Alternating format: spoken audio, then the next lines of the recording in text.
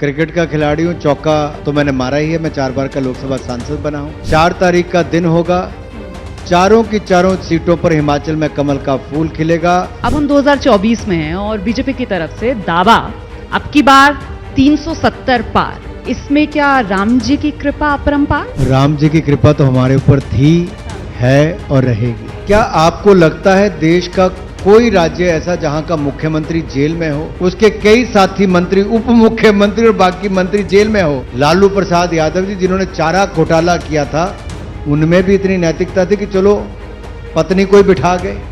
अब हो सकता है इनकी धर्मपत्नी ने भी कहा कि मुझे भी राबड़ी देवी बनना है।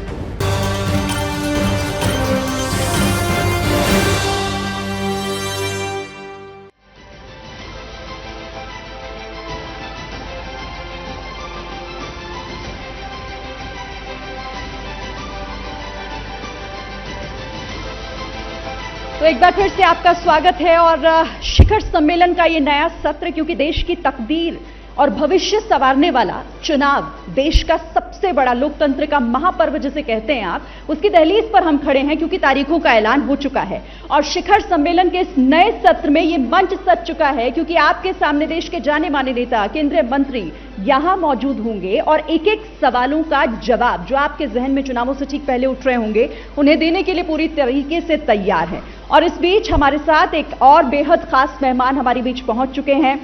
सरकार का युवा चेहरा है ये। विपक्ष चाहे सवालों का कोई भी जाल बुन ले, उसका बेबाकी से, मुखरता के साथ जवाब देने में पूरी तरीके से सक्षम है। इसी के साथ मैं आपको यह भी बता दूं कि खेल के मैदान से लेकर खेल मंत्रालय तक की जिम्मेदारी संभालने तक का अनुभव इन्हें रहा है। हालांकि अब मौजूदा समय में सूचना प्रसारण मंत्री की जिम्मेदारी संभाल रहे हैं। इसके साथ ही हमीरपुर से जीत का चौका लगा चुके हैं और पिछले चुनावों में 70% वोट हासिल किया था इन्होंने। जोरदार तालियों से स्वागत कीजिए। हमारे बीच केंद्रीय मंत्री अनुराग ठाकुर जी आ चुके हैं। मैं उन्हें स्टेज पर आमंत्रित करना चाहूंगी और इस सत्र को आगे बढ़ाने के लिए मेरी सहयोगी रोमाना इसार खान, प्लीज आप भी स्टेज पर आइए। स्वागत एक बार फिर से जोरदार तालियों के साथ।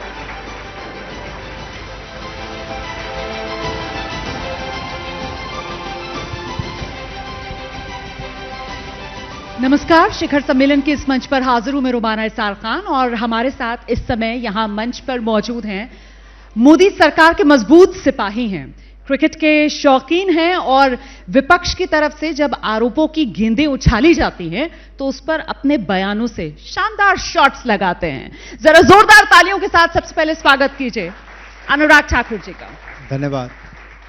अनुराग जी, मुझे यह बताइए कि 24 का चुनाव अभी होना है, नतीजे 4 जून को आने हैं, लेकिन उससे पहले जो माहौल है उसको देखकर ऐसा लग रहा है जैसे मोदी की हैट्रिक तय है। अब सवाल ये कि क्या बीजेपी के लिए 24 चुनाव सबसे आसान चुनाव है? देखिए, पहली बात मैं कहूंगा, कोई चुनाव आसान नहीं होता। 24 चुनाव भी आसान नहीं? कोई चुनाव आसान नहीं होता। आपकी उपलब्धियां आपके लिए एक तैयारी कर देती हैं। जैसे मोदी सरकार ने 10 साल में जो किया वो हमें अपनी एक ताकत दिखती है। मोदी जी का ईमानदार नेतृत्व हमें अपनी वो ताकत दिखती है। भारत के बढ़ते कदम और दुनिया भारत में एक उम्मीद देखती है, भारत के नेतृत्व में उम्मीद देखती है, होप देखती है। हमें ये अपनी ताकत नजर आती है, तभी हम कहते हैं अब की बार 400 पार। तो इसीलिए वो 400 पार नजर आता है क्योंकि हमने काम किया है, केवल हवा में कहने से नहीं, करके दिखाया है। माना जी, आज से 10 साल पहले जब मैं आपके मंच पर आता था तब हम कहते थे कांग्रेस का भ्रष्टाचार, 2G स्कैम, CWG स्कैम, अंतरिक्ष घोटाला, अगस्ता वेस्टलैंड घोटाला, नेशनल हेराल्ड घोटाला, कोल घोटाला, सबमरीन घोटाला। घोटाले खत्म नहीं होती थी लिस्ट, ठीक है, और हेडलाइन भी वही रहती थी। हमने एक वायदा किया था देश से, ना खाएंगे ना खाने देंगे, ईमानदारी से सरकार चलाएंगे। और आज मैं 10 वर्षों के बाद कह सकता हूं, 10 साल पल पल देश के लिए समर्पित भी किया, पाई पाई देश की बचाई भी और देश की भलाई के लिए लगाई भी।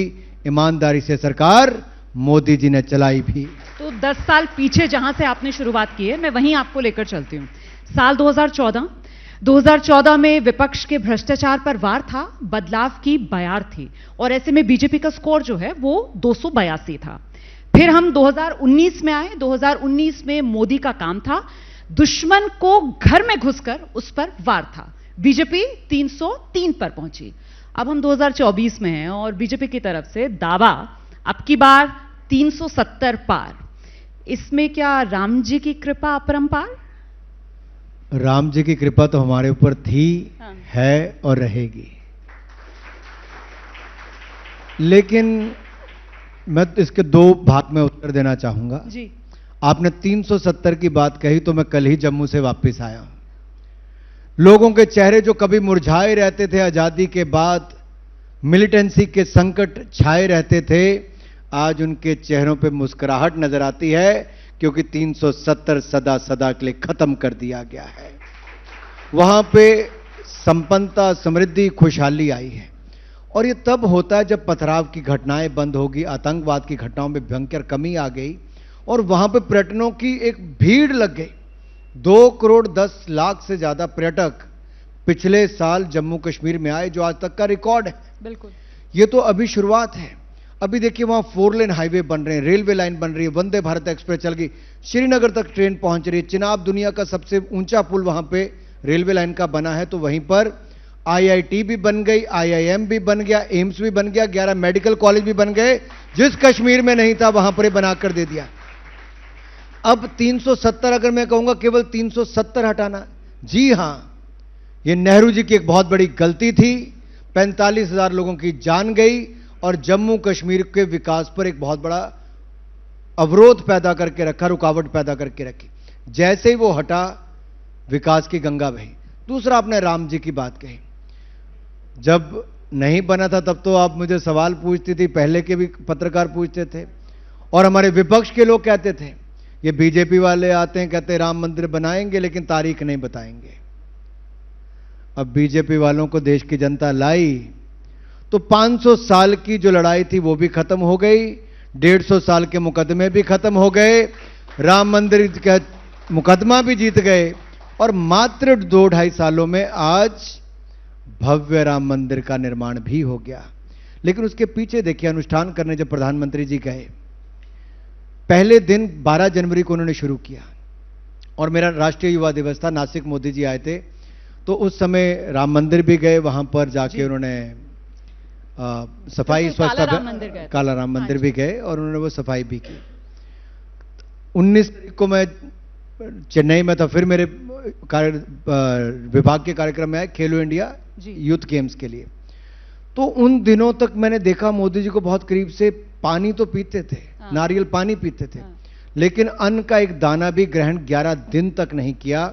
अनुष्ठान जमीन पर सोकर किया, यह शायद कोई बड़े से बड़ा व्यक्ति भी नहीं कर पाता, लेकिन मोदी जी ने अनुष्ठान दिल से किया।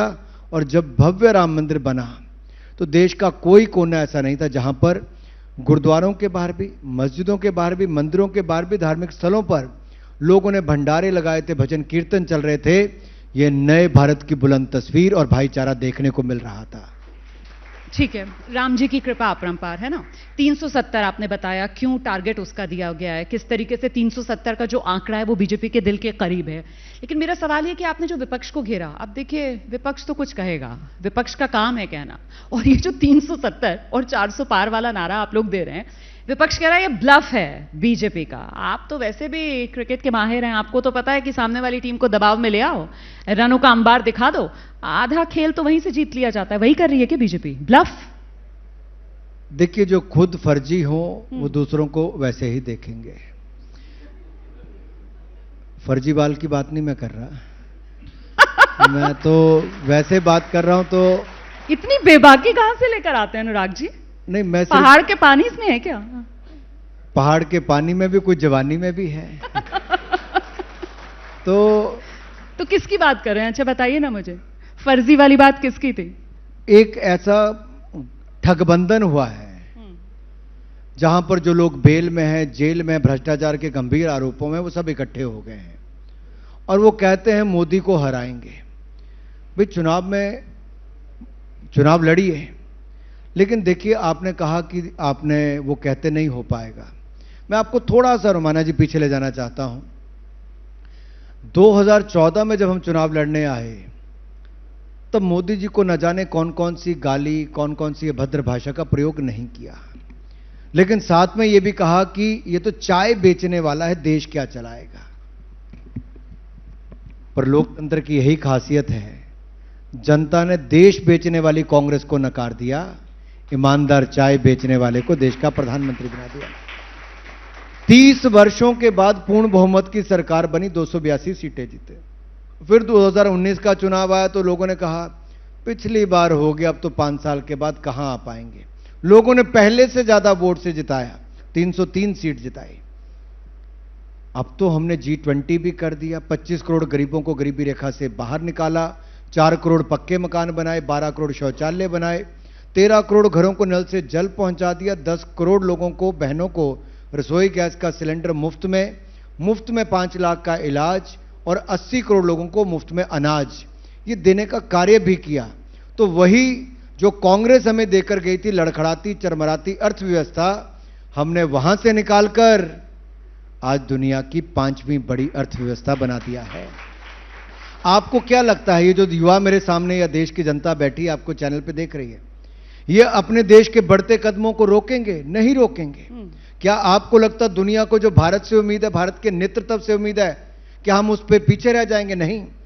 People see hope in India, people see hope in India's leadership, people see hope in prime minister Modi. और ये उम्मीद पर हम खरा उतरेंगे, जनता का आशीर्वाद भी लेंगे और भारत को यही नहीं रोकेंगे, तीसरी सबसे बड़ी अर्थव्यवस्था बनाएंगे और अगले 25 सालों में विकसित भारत भी बनाएंगे। आप होप की बात कर रहे हैं, आप उम्मीद की बात कर रहे हैं, लेकिन मैं फिर आती हूं विपक्ष के सवाल पर, जो कह रहा है कि डरा हुआ तानाशाह है जो मरा हुआ लोकतंत्र चाहता है। विपक्ष ये कह रहा है। सवाल यह है कि विपक्ष कह रहा है कि अगर बीजेपी अंदर से इतनी डरी हुई और नर्वस नहीं होती तो फिर साम दाम दंड भेद 2024 में ये सब अपनाने के आरोप लग रहे हैं आप पर। बिल्कुल भी नहीं। मैं आपको पहली बात कर दूं, अगर आप इंदिरा जी का समय देखेंगे तो आपको इमरजेंसी का काल नजर आएगा, जहां पर देश ने मीडिया की आवाज भी दबती देखी, पॉलिटिकल पार्टीज को भी दबते देखा। आज मैं भारत सरकार का सूचना प्रसारण मंत्री आपके सामने बैठा हूं और खुला कहता हूं, आपको जितने सवाल पूछिए आप पूछिए, जनता में से किसी को सवाल पूछना वो पूछें, हम जवाब देने के लिए तैयार हैं। हम तो तब भी लोकतंत्र में मीडिया की आवाज को बचाने वाले थे, फ्रीडम ऑफ स्पीच के पक्ष में खड़े होने वाले थे, आज भी अभिव्यक्ति की आजादी के लिए खड़े हैं और आगे भी खड़े होंगे। ये हमारी सोच है। जहां तक दूसरी बातें दबाने की, मैं ये कहूंगा, आज से 10 साल पहले देश कहता था कब इस भ्रष्टाचारियों से मुक्ति मिलेगी। आज अगर जांच एजेंसियां कार्रवाई करती तो आप कहते हो कि चुनाव आ गया तो कार्रवाई। अरे आज से 10 महीने पहले अगर मनीष सिसोदिया जी को जेल में डाला तो क्या चुनाव थे? क्या संजय सिंह जी जेल में गए, क्या तो चुनाव थे? क्या सत्येंद्र जैन जी जेल में गए तो चुनाव थे? क्या उनके पार्षद जेल में गए तो चुनाव थे? क्या राहुल गांधी जी बेल पर छूट कर आए तो क्या तब चुनाव थे? जी नहीं, ये लोग भ्रष्टाचारी थे, हैं और इनके खिलाफ जांच चल रही है और जांच एजेंसियां स्वतंत्र हैं। रोमाना जी, मुझे लगता है ये आदत सी बन गई कि चुनाव आ गए तो कार्रवाई मत करो। अरे इस देश में तो हर 6वें महीने में चुनाव है। जब हम कहते हैं कि 5 साल में एक बार चुनाव कराओ तो ये कहते हैं 1 नेशन 1 इलेक्शन मंजूर नहीं। हमने कहा 1 नेशन 1 टैक्स जीएसटी लाओ तो ये कहते हैं मंजूर नहीं। आज जीएसटी आने से क्या लाभ मिला है जी? आम आदमी को दाम 5 से 7% तक कम हो गए, 10% तक कम हो गए, ट्रांसपोर्टेशन का टाइम कम हो गया। फास्टैग से पहले आपको 743 सेकंड पोल नाके पे लगते थे, आज आपको मात्र 43 सेकंड से कम समय में आप निकल जाते हो। ये फर्क है। उस समय जीएसटी से पहले कितनी टैक्स कलेक्शन थी आप देखिए। कोविड से पहले भी, मैं 2 साल पहले कहता हूं, 3 साल पहले 90-92 हजार करोड़ रुपया कलेक्शन थी, आज 1,66,000 करोड़ रुपया ऑन एन एवरेज कलेक्ट। बिल्कुल। तो देश का खजाना भरा है। खजाना भरने से क्या हुआ? गरीब जनता को सुविधाएं मिली। क्या सुविधाएं मिली? कैमरामैन पे बता सकता हूं, कैमरा पे? बिल्कुल, क्लोजअप के साथ। तो क्लोजअप के साथ रवाना जी मैं बता देता हूं कि 2014 में 74 एयरपोर्ट थे, आज 150 एयरपोर्ट है। 2014 में 3,20,000 किलोमीटर ग्रामीण सड़कें थी, आज 6,75,000 किलोमीटर ग्रामीण सड़कें हैं। उस समय 7 एम्स थे, आज 22 एम्स हैं। तब 380 मेडिकल कॉलेज थे, आज 700 मेडिकल कॉलेज। उस समय 16 आईएम थे, आज 23 आईएम है। उस समय 12 आईआईटी थे, आज 19 उस समय 480 के लगभग यूनिवर्सिटी थी, आज लगभग 1100 यूनिवर्सिटी अब है। मैं भी और कुछ क्लोजअप के साथ बता दूं, मतलब अनुराग जी जो हैं ये आंकड़ों के माहिर माने जाते हैं। इनके दिमाग में कंप्यूटर की तरह जिस तरीके से सारा डेटा फीड रहता है ना, वैसे सारे आंकड़े फीड रहते हैं। तो बिल्कुल उसमें आपसे हम कंपीट नहीं कर सकते। नहीं, उस समय 0 वंदे भारत थी, आज 41 वंदे भारत है। उस समय हम दुनिया से खिलौने लाते थे, जब हम दुनिया को खिलौने देते हैं। उस समय हम दुनिया से मोबाइल फोन लाते थे, आज हम सेकंड लार्जेस्ट मोबाइल मैन्युफैक्चरर बन गए हैं। ये बड़ा बदलाव है। ये भारत में एक नया आत्मविश्वास पैदा हुआ है आत्मनिर्भर भारत के साथ, मेक इन इंडिया के साथ। इस कार्यक्रम से पहले मैं एक महिलाओं के कार्यक्रम में था, फिक्की फ्लो के। मैं आपको बताना चाहता हूं, जितने महिला एंटरप्रेन्योर्स बैठी बाकियों को सिखा रही थी। आज देश में 3 करोड़ दीदियों को लखपति दीदी बनाना, ये कभी कोई सोचता नहीं था। सोनिया जी भी आई, इंदिरा जी भी आई, लेकिन कभी उन्होंने गैस सिलेंडर, पानी यहां तक सोचा नहीं। हमने वो तो दिया ही। आज 3 करोड़ बहनों को लखपति दीदी बनाएंगे और नमो ड्रोन दीदी भी बनाएंगे, ड्रोन उड़ाने का काम भी कराएंगे। तो ये तो आप जनता के लिए जो काम कर रहे हैं वो बता रहे हैं ना, लेकिन मेरा सवाल तो भ्रष्टाचार को लेकर जो विपक्ष आपको घेर रहा है, और विपक्षी कह रहा है आप जीएसटी। मेरा सवाल सुन लीजिए, उल्टा चोर कोतवाल मेरा सवाल सुन लीजिए। और सवाल ये कि आप 2017 जीएसटी मुझे लगता है और 2014 में चलते हैं, जब असली मतलब मुद्दा ही ये हुआ करता था कि भ्रष्टाचार पर वार, तब 2G, कोयला घोटाला, तमाम घोटाले थे। उसकी कार्रवाई कहां तक पहुंची? अच्छा, वो आदर्श स्कैम घोटाला, मतलब इतने जो घोटाले हुए, उनके आरोपी आज कहां हैं? वो चक्की पीसिंग वाले अजीत पवार भी आपकी पार्टी में, अशोक चौहान भी आपकी पार्टी में आकर राज्यसभा में पहुंच गए हैं। अच्छा, नवीन जी भी आपकी पार्टी में आकर उनको भी कुरुक्षेत्र से उम्मीदवार बना दिया गया। अब इतनी लंबी फहरिस्त है। वो जो नेशनली करप्ट पार्टी थी वो भी 2 फाड़ होकर उसका भी एक हिस्सा आपके साथ आ गया है। वो जो सबसे भ्रष्ट नॉर्थ ईस्ट वाले नेता थे, हेमंत बिस्व शर्मा, गृहमंत्री जी ने उनको ये उपाधि दी थी, वो भी आपकी पार्टी में आ गए। इसलिए विपक्ष जो है उसको मौका मिलता है आप लोगों को कटघरे में खड़ा करने का कि साहब ये तो कहीं ना कहीं चुन चुन कर कार्रवाई कर रहे हैं विपक्ष को खत्म करने के लिए। यही तो लोकतंत्र की विशेषता है कि हर किसी को अपनी बात कहने का हक है जी, और कहना भी चाहिए। लेकिन क्या एक टीवी चैनल की डिबेट पे मैं और आप खड़े होकर तय करेंगे कि कौन भ्रष्ट है, किसके ऊपर सिद्ध हो गए हैं? आखिरकार ये जांच एजेंसियों को तय करना है, सबूत देने और न्यायालयों को उनको दंड देना है। और वो प्रक्रिया एक दिन में कभी भी रोमाना जी पूरी नहीं होगी। इसलिए मैं आपको कह रहा हूं, आप देखिए राहुल गांधी जी के ऊपर कब का केस है और आज तक उनको बुलाते बुलाते, जैसे अरविंद केजरीवाल जी 9 बार ईडी ने समन दिया, 1 बार दिया, दूसरी बार दिया, फिर कई हफ्तों बाद दिया, फिर दिया। अब 9 बार समन देने के बाद भी ये श्रीमान अरविंद केजरीवाल वही हैं जो आज से 10 साल पहले राजनीति में आने से पहले कहते थे मैं बेटियों की कसम खाता हूं राजनीति में नहीं आऊंगा। आए, फिर कहा था कसम खाता हूं कांग्रेस से हाथ नहीं मिलाऊंगा, मिलाया। फिर कहा था कि सोनिया गांधी को गिरफ्तार करो, 2 दिन इंटेरोगेट करो, सच सामने आएगा। अब जब इनको गिरफ्तारी की बात आई तब ये 9 समन भी मंजूर नहीं करते हैं। अब चित भी मेरी पट भी मेरा। ठीक है। आप राजनीति में आने से पहले, राजनीति में आने के बाद भी जो, और मैं आपको 2 साल पुराना ही बताता हूं, 1 साल पुराना, इनका शायद आपके चैनल पे हुआ था, इन्होंने बड़ी बड़ी बातें कही थी। कौन रोकता है ईडी सीबीआई को? मनीष सिसोदिया को गिरफ्तार क्यों नहीं करते? रोज रोज बुलावा देते हैं, गिरफ्तार क्यों नहीं करते? ये कहा। मुझे लगता है इनके अंदर से लड्डू फूट रहा था कि कब गिरफ्तार करें, कि कब सत्येंद्र जैन के बाद मनीष सिसोदिया जाएं, कब संजय सिंह जाएं, कब बाकी जाएं और मैं अकेला राज करूं। लेकिन पिछली होली पर उन्होंने एक दुआ मांगी थी उन्होंने कि मेरे 3 यार जेल में अकेले होली मना रहे हैं। अब की होली में रंग भर दिया है। आपने दुआ कबूल करवा दी। अब की होली में रंग भर दिया है। देखो भगवान सुनता है। अच्छा, लेकिन मुझे बताइए कि राज की जो बात आपने की, राज तो वो कह रहे हैं अभी भी मैं ही करूंगा, भले ही सलाखों के पीछे से करूं, कोई हिला नहीं सकता। क्या आपको लगता है देश का कोई राज्य ऐसा जहां का मुख्यमंत्री जेल में हो, भ्रष्टाचार में जेल में हो और उसके कई साथी मंत्री, उप मुख्यमंत्री और बाकी मंत्री जेल में हो? तो शायद ये दुनिया का पहला मुख्यमंत्री होगा जो जेल में सारी कैबिनेट इकट्ठी करेगा, जो बाकी बाहर रह गए उनको भी अंदर, और वहीं पे कैबिनेट मीटिंग करेगा।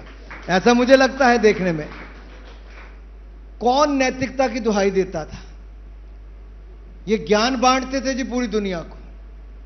आज अनैतिकता की पराकाष्ठा। ये ऐसे कैसे देश चल सकता है? लालू प्रसाद यादव जी जिन्होंने चारा घोटाला किया था, उनमें भी इतनी नैतिकता थी कि चलो पत्नी कोई बिठा गए। अब हो सकता है इनकी धर्मपत्नी ने भी कहा कि मुझे भी राबड़ी देवी बनना है। इसका चांस आपको लग रहा है सुनीता केजरीवाल मुख्यमंत्री दिल्ली की, आपको ऐसा लगता है? देखिए, रोज कहते हैं कुछ बड़ा करेंगी, आती हैं कुछ 2 लाइनें बोल के, पढ़ा लिखा सामने आता है वो बोल के चली जाती। हाँ। कल भी कोई बड़ा खुलासा करना था, देश इंतजार करता रहा, खुलासा तो बड़ा हुआ नहीं, लेकिन वो मीडिया के माध्यम से बड़ी देर से बनाने की कोशिश कर रहे हैं और बनते जा रहे हैं। मुझे ये बताइए, अब इसी मामले को लेकर विपक्ष एकजुट हो रहा है। 31 तारीख को उन्होंने बड़ी रैली का भी आह्वान किया है। कहीं ऐसा तो नहीं कि देखिए, विपक्ष तो आप लोगों को कटघरे में कर रहा है कि भाई ये ईडी, सीबीआई जो भी एजेंसीज एक्शन ले रही हैं, ये केंद्र सरकार की कठपुतली के तौर पर काम कर रही हैं, तो आपने बैठे बैठाए विपक्ष को संजीवनी तो नहीं दे दी है? मेरा सीधा एक सवाल सोनिया गांधी जी से, खड़गे जी से, राहुल गांधी जी से। ठीक है जी। जब इनका भ्रष्टाचार था तब तो अरविंद केजरीवाल कहते थे इनको जेल में डालो। आज कांग्रेस की कौन सी मजबूरी है कि केजरीवाल के साथ रहना जरूरी है? क्या ये मानते हैं कि अरविंद केजरीवाल निर्दोष है? क्या ये मानते हैं कि शराब घोटाला नहीं हुआ? तो इनकी पार्टी ने लिखकर क्यों दिया था कि इस पे जांच करो? ये तब सच्चे थे कि आज सच्चे हैं?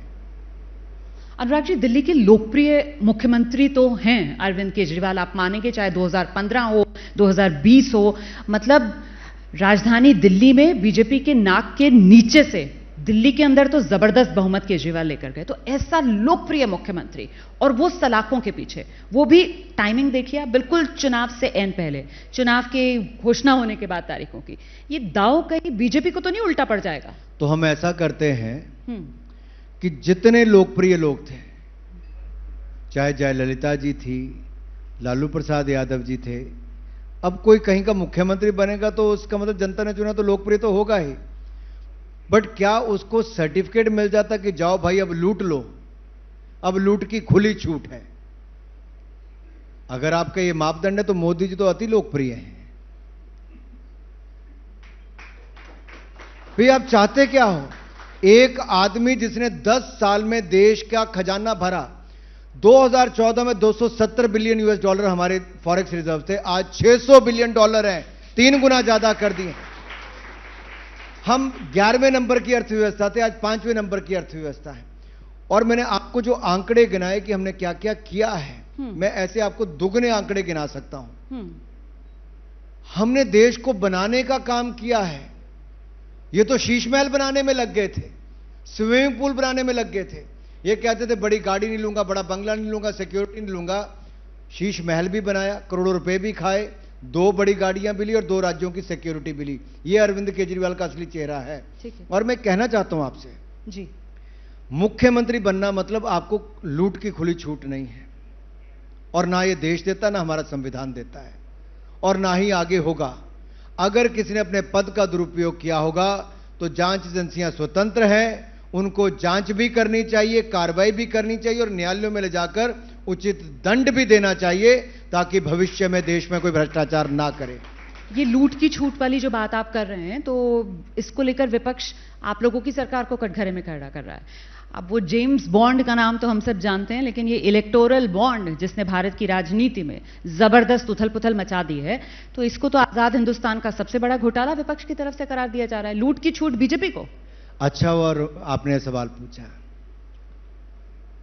मैं जितने अपने यहां पे युवा साथी बैठे हैं आपसे पूछना चाहता हूं, कोई राजनीतिक दलों को चंदा काले धन के रूप में टेबल के नीचे से जाके पकड़ा दे कि भाई मैंने इतने करोड़ रुपए तुम्हें दिए, वो उचित है जिसका आपको पता ना हो, या चेक काट के उनको पैसा दे जिसमें आपको पता हो कि किस पार्टी को कितना चंदा दिया, वो बेहतर है? आप लोग बताइए। दोनों ही बेकार है। ठीक है, उनकी आवाज नहीं जा रही होगी, आप प्लीज अपनी बात रखें। नहीं, जी, वो अच्छा है, वो कहते चंदा ही नहीं होना चाहिए, तो फिर राजनीतिक दल कैसे चलें? राजनीतिक दलों की कोई अपनी आय तो है नहीं। यही लोकतंत्र में कहता हूं कि आजादी, जिसको जो कहना कहें, मैं उसका जवाब दे रहा हूं। जी, चंदे पे ही राजनीतिक दल चलते हैं, लेकिन चंदा पारदर्शिता के साथ मिले, इसके लिए हमने शुरुआत की। इलेक्टोरल बॉन्ड लेकर आए, किसको विपक्षी दल को देना उसको भी दें, सत्ता पक्ष को देना उसको भी दें, वो अपने खर्चे भी दे सकता है। अब इसमें क्या बुराई है? अब जो उन्होंने दलाली खाई है शराब घोटाले में, वो बेहतर है कि आपने शराब के ठेके दे दिए, पॉलिसी बदल दी, उसके लिए पैसा ले लिया, या कोई कॉरपोरेट हाउसेज या कोई व्यक्ति है वो राजनीतिक दलों को चंदा देते हैं कि आप अपना पॉलिटिकल पार्टी चलाइए, चुनाव लड़िए, ये मेरी कंपनी से मैं आपको चंदा देता हूं। ठीक है, पारदर्शी तरीके से हम लोग लाए जी। और इलेक्टोरल बॉन्ड लोगों ने खरीदे, इसमें क्या बुराई है? तो विपक्ष तो कहता है ये चंदे के पीछे बीजेपी ने धंधे का खेल किया, पैसा लेकर बिजनेस दिया और साथ ही साथ केंद्रीय एजेंसियों का दुरुपयोग किया कि साहब चंदे के जरिए विपक्षी दलों पर फंदा। इसी मामले में वो औरबिंदो फार्मा और शरद रेड्डी का नाम लेते हैं। देखिए, मैं मान लीजिए अतिदेव जी पश्चिम बंगाल से आते हैं, मैं एक राज्य का उदाहरण देता हूं जी। 1600 करोड़ रुपया वहां पे तृणमूल पार्टी को मिला, एक राज्य में सरकार है, दूसरे राज्य में भी नहीं है। और भारतीय जनता पार्टी के 18 राज्यों में सरकारें हो, देश में 303 से ज्यादा सीटें हो, हमारे आधे से ज्यादा सांसद हमारे हो, हमें 6000 करोड़ रुपया मिला। ठीक है, तो इस हिसाब से हमारा कितना चंदा होना चाहिए था? नहीं हुआ। तो मैं आपसे ही कहना चाहता हूं, हम तो पारदर्शी तरीके से काम कर रहे हैं। सवाल प्रपोर्शन को लेकर नहीं है, सवाल पैसा लेकर फायदा पहुंचाने का। पहले प्रपोर्शन पे आया। ओके, पहले लोगों ने कहा कि इनको 6000 करोड़ क्यों मिला, तो हमने बताया भाई जब हमारे 400 सांसद होंगे, 18 राज्यों में सरकारें होंगी, तो चंदा भी वैसे ही आएगा।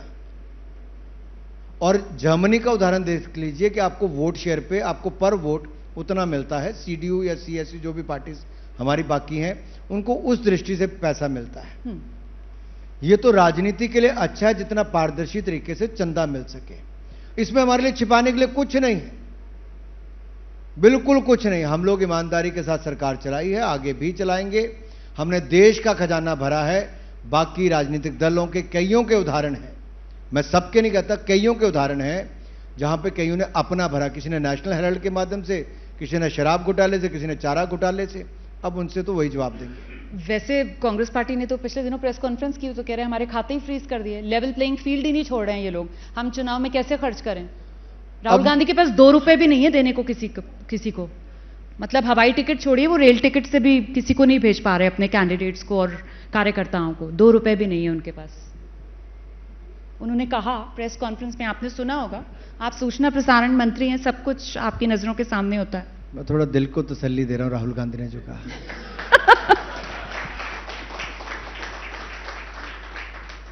1947 के जीप घोटाला, 1947 का पहला रक्षा सौदों में घोटाला हुआ तो जीप घोटाला हुआ, फिर इनकी सरकार के समय बोफोर्स घोटाला हुआ, इनके समय अगस्ता वेस्टलैंड घोटाला हुआ, इनके समय हथियारों की खरीद के सबमरीन से लेकर बाकी अनेक लंबी लिस्ट है।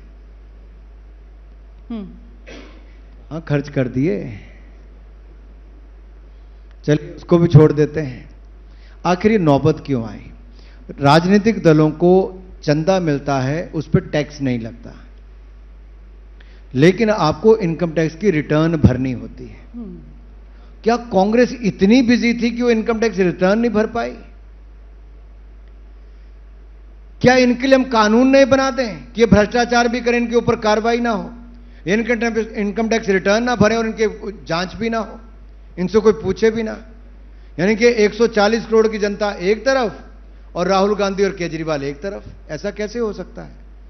देश का कानून, देश के नियम और देश की जो संस्थाएं हैं वो अपने तरीके से काम करती हैं, जो पार्लियामेंट में कानून बनता है। अगर बाकी देश के राजनीतिक दल अपना इनकम टैक्स का रिटर्न फाइल कर सकते हैं तो राहुल गांधी क्यों नहीं? ओके, थोड़ा सा बीजेपी की तैयारियों पर बात करें। जो अभी उम्मीदवारों के नाम का ऐलान किया गया है, 400 से ज्यादा, 405 के आसपास कैंडिडेट्स के नाम का ऐलान कर दिया गया है, करीब 100 के आसपास सांसदों के टिकट काट दिए गए हैं। ये जो बदलाव किया गया है, इसके पीछे की वजह, क्योंकि विपक्ष उसको लेकर भी कह रहा है कि बीजेपी कॉन्फिडेंट नहीं है। आपको यह भी कहना चाहते हैं कि रिकॉर्ड महिलाओं को भी टिकटें दी है पहले से। हाँ, ओके। तो टिकट कटना, टिकट मिलना, हम लोग कार्यकर्ता हैं, ठीक है। आज एक भूमिका में है, कल दूसरी भूमिका में है, और हमारे जैसे करोड़ों कार्यकर्ता देश में काम करते हैं। दुनिया का सबसे बड़ा राजनीतिक दल भारतीय जनता पार्टी है, दुनिया के सबसे लोकप्रिय नेता आज हमारे दल से हैं। और मुझे खुशी इस बात की है कि हमारी पार्टी ने महिला शक्ति के लिए 33% आरक्षण विधानसभा और लोकसभा दोनों के लिए कर दिया है, जो संसद ने पास किया, कोई और नहीं कर पाया, पार्लियामेंट में हमने करवाया। जी। अब हमने अपने राजनीतिक दल में भी महिलाओं के लिए आरक्षण दिया था पोस्ट पर, हमने वो भी किया। 50% आरक्षण हमने पंचायती राज्यों में वो भी हमने किया। अब ये जो 100 टिकटें कटने की आपने बात कही, ये इसलिए कटती हैं जहां लगता है कि इनसे बेहतर उम्मीदवार कोई और हो सकता है। तो विनेबिलिटी एक क्राइटेरिया उसमें रहता है, तो जीतने की क्षमता रखता है। और शायद यही हमारी ताकत रही आज तक कि हम लोग ये निर्णय कर पाते हैं। हमने गुजरात की तो पूरी की पूरी सरकार बदल दी थी, उसका रिकॉर्ड सीटें जीत कर आए। एक सवाल मेरे मन में था, मुझे लग रहा था विनेबिलिटी वाली बात आएगी तो मैं ये जरूर आपसे पूछूंगी। इस बार 2024 चुनाव में जो इकलौता मुस्लिम उम्मीदवार बीजेपी ने मैदान में उतारा है वो केरला मल्लापुरम सीट से उतारा है। तो ये मुस्लिम उम्मीदवार के साथ विनेबिलिटी सिर्फ केरला में ही जुड़ती है? बीजेपी का कोई मुस्लिम उम्मीदवार नॉर्थ इंडिया में क्यों नहीं जीत सकता? क्योंकि क्राइटेरिया तो विनेबिलिटी होता है। अभी तो देखिए कश्मीर के, बिहार के कई जगह की और टिकटें आनी है। ओके। उत्तर प्रदेश की कुछ टिकटें रहती हैं, कुछ और राज्य की टिकटें रहती हैं, थोड़ा इंतजार कीजिए। तो कुछ और नाम भी हो सकते हैं, मुस्लिम उम्मीदवार हो सकते हैं कुछ और? मुस्लिम, हिंदू, सिख, ईसाई, जैन, पारसी, हाँ। ये तब आता है जब आपने कहा चुनाव जीतने की बात, मैंने एक ही बात कही, विनेबिलिटी। अब इसमें ये नहीं लिखा कि हिंदू ही जीतेगा या मुसलमान ही जीतेगा। कैंडिडेट कौन है जिसकी लोकप्रियता वहां पर है, उसके नाम पे। कल को हमें लगेगा कि आप चुनाव जीतने वाली हैं तो हम आपको बोलेंगे भाई छोड़ दीजिए, हम मुझे चुनाव तो दूरी लड़ा लेते हैं कहीं ना रखिए। कहीं। मैं तो बहुत खुश हूँ एबीपी नेटवर्क के साथ यहाँ पर as an anchor. I really enjoy my job. अच्छा, मुझे लगा आप खुशी प्रकट कर रही हैं कि कहीं अगला चुनाव नहीं सर, आई एम ये 33% आरक्षण भी होगा। अच्छा, महिलाओं की बात आप कर रहे थे, जल्दी से, क्योंकि हिमाचल से आप आते हैं और मंडी से वहां पर उतारा गया है अपनी कंगना जी को, उम्मीदवार बनाया गया है। और वो जिस तरीके का एक लूज कमेंट कांग्रेस की तरफ से है, आपको लगता है कि न सिर्फ मंडी बल्कि पूरे हिमाचल में उसका खमियाजा कांग्रेस को उठाना पड़ सकता है क्या? देखिए, जब संदेश खली की घटना घटी, हाँ जी, और वहां महिलाओं के ऊपर जिस तरह से अत्याचार हुआ, बलात्कार हुआ, अपराध की घटनाएं हुई, उनके हक छीन लिए गए, एक महिला मुख्यमंत्री ने सब अपनी आंखों के नीचे होने दिया। और जिस तरह से उनका उत्पीड़न हुआ और एक महिला मुख्यमंत्री ने कुछ नहीं किया, उनको आंदोलन करना पड़ा। मैं धन्यवादी हूं देश का मीडिया, एबीपी का भी, कि आप लोगों ने उसको उजागर भी किया और देश के सामने सच लाए। संदेश खली का सच देश की गली गली तक आप लोग लेकर गए। उस समय भी राहुल गांधी चुप बैठे रहे, सोनिया जी चुप रही, कुछ नहीं कहा। और खड़गे जी ने तो कहा ये तो होता रहता है। एक कांग्रेस पार्टी के अध्यक्ष महिलाओं के अत्याचार को कहते होता रहता है, सदियों से होता रहता है जी। और फिर कुछ दिनों के बाद राहुल गांधी जी कहते हैं शक्ति के खिलाफ लड़ेंगे। ठीक है। यानी कि हम महिलाओं का सम्मान करते हैं, बहन बेटियों का, इनको हम सम्मान करते हैं। हम उनको लखपति दीदी बनाने की बात करते हैं। फोर्सेस में, हमारे फौज में, एयरफोर्स, नेवी, इन सब में, मिलिट्री में आज 10,400 से ज्यादा महिलाएं हैं। और जब हमारी पिछली रिपब्लिक डे परेड हुई तो भारत की बेटियां उसमें बढ़ चढ़कर आगे आई थी। तो यहां तो बेटी हर क्षेत्र में आगे, वित्त मंत्री से लेकर राष्ट्रपति तक है। आज मेरा इंटरव्यू लेने वाली महिला है। तो देखिए, ये सम्मान है महिलाओं का जी। लेकिन दूसरी ओर अगर महिला को टिकट मिलती है और उस पर तंज कसा जाता है, एक अभिनेत्री अगर नेत्री बनने की दिशा में आगे बढ़ती है तो उसका चीर हरण होने का काम होता है। ये राजनीति में उचित नहीं है। आपको मुद्दों पर, विचारधारा पर, आपको बाकी विषयों पर बात करनी चाहिए। महिलाओं के खिलाफ अभद्र, अशोभनीय टिप्पणी उचित नहीं है, किसी भी राजनीतिक दल को नहीं करनी चाहिए। जिसने की है उसको क्षमा मांग लेनी चाहिए और आगे बढ़ना चाहिए। लेकिन इससे कांग्रेस का चेहरा बेनकाब हो गया। ना वो संदेश खली के सामने खड़ी थी और अब वो सामने खड़ी है तो शक्ति के लड़ने के लिए, महिलाओं का मजाक उड़ाने के लिए एक्स का उपयोग किया गया। ये बहुत गलत बात है। आपसे बात करने में बहुत मजा आ रहा है। सवाल मेरे पास बहुत सारे हैं लेकिन वक्त इसकी इजाजत नहीं दे रहा है। बस चलते चलते मैं आपसे इतना जरूर जानना चाहूंगी कि 4 जून देश के चुनाव का नतीजा तो आएगा जिसमें तय माना जा रहा है कि मोदी 3.0 आने वाली है। हिमाचल 4 जून राज्य में भी कमल की सरकार बनने वाली है क्या? ये हेडलाइंस देकर जाइएगा प्लीज। दे दूं? बिल्कुल। क्रिकेट का खिलाड़ी हूं, चौका तो मैंने मारा ही है। मैं 4 बार का लोकसभा सांसद बना हूं। 4 तारीख का दिन होगा। चारों की चारों सीटों पर हिमाचल में कमल का फूल खिलेगा और देश में 400 पार करके राज्य राज्य हैट्रिक बनाने का काम नरेंद्र मोदी करेंगे। राज्य हिमाचल राज्य सरकार कमल आपके खिलेगा। चेहरे पे मुझे इतनी मुस्कुराहट दिख रही है कि हिमाचल में सरकार के लिए खबर निकलवाने के लिए, हेडलाइंस लेने के लिए। देखिए, हिमाचल की जनता कांग्रेस की सरकार से त्रस्त और दुखी है। जो वायदे किए थे उन्होंने पूरे नहीं किए और इनके अपने ही विधायक इनको छोड़कर आए हैं क्योंकि ठगा हुआ महसूस कर रहे थे। जो वायदे किए वो पूरे नहीं किए और आज उनको लगता है कि जनता के बीच में उनका जाना बहुत मुश्किल हो गया है, इसलिए उन्होंने कांग्रेस को नकार दिया है और भारतीय जनता पार्टी में शामिल हो गए। उनके अभी 3.5 साल उनके पड़े थे विधायकी के, लेकिन उन्होंने फिर भी छोड़ के भारतीय जनता पार्टी में आए हैं। मेरी ओर से उन सबको शुभकामनाएं, वो सब जीते, कमल का फूल खिले, ये ऐसी हमारी आशा है। बहुत बहुत शुक्रिया अनुराग जी, एबीपी न्यूज के लिए समय निकालने के लिए। एबीपी न्यूज पर लगातार शिखर सम्मेलन के इस मंच पर खास मेहमानों के आने का सिलसिला जारी है। आपसे कुछ ही देर में एक और खास मेहमान यहां इस मंच पर हमारे साथ होंगे। फौरन लौट रहे हैं, रहिए हमारे साथ। बहुत शुक्रिया आपका अनुराग।